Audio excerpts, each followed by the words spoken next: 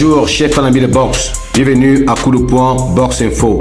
Chris Eubank Jr. a battu Conor Benn au Tottenham Hotspur Stadium dans un combat passionnant et brutal en 12 rounds.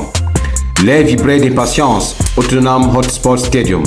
Un chagrin de bruit et d'attente, c'était une nuit pour l'histoire de la boxe. Un héritage, Chris Eubank Jr. contre Conor Benn. Tous deux fils de boxeurs légendaires. Leurs pères étaient deux rivaux acharnés. Leurs deux combats brutaux et implacables sont restés à jamais gravés dans les mémoires et dans l'histoire de la boxe.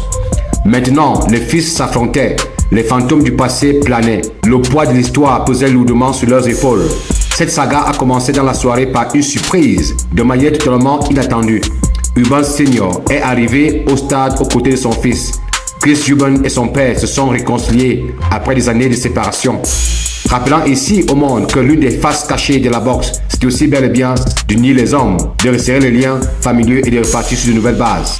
L'éloignement entre les deux hommes avait été rendu public par les moqueries de Conor Benn lors de la préparation du combat et par le discours sans phare d'Eubank lui-même sur cette relation fracturée qui avait assommé leur dernière conférence de presse. Le rugissement dans le stade a atteint une intensité extraordinaire lorsque Eubank Sr. et Jr. ont défilé ensemble sur le ring.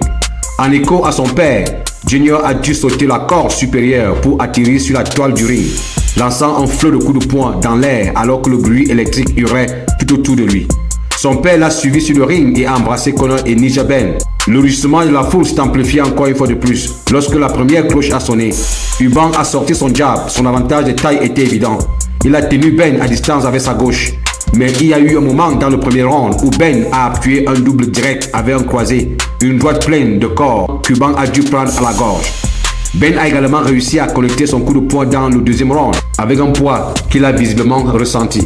Benn s'est montré dangereux en début du combat. Il a laissé sa droite déborder et s'écraser sur la tempe et la mâchoire d'Eubank.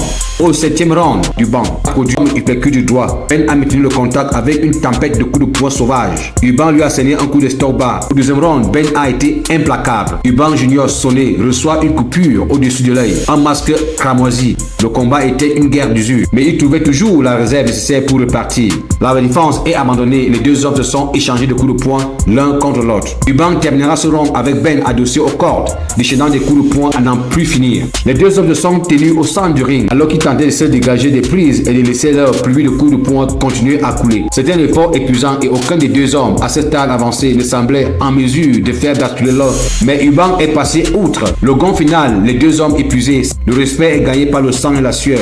La décision des juges, une simple formalité. Eubank Jr. victorieux. Mais Benn, loin d'être déshonoré, les fils avaient fait la fierté de leur père. Un chapitre rempli de courage, de cœur et de respect. Le combat était terminé, mais l'histoire loin d'être finie. Eubank Jr. et Benn ont fait leur preuve. L'héritage de leur père a jamais lié au leur, mais l'avenir c'est à eux de l'écrire.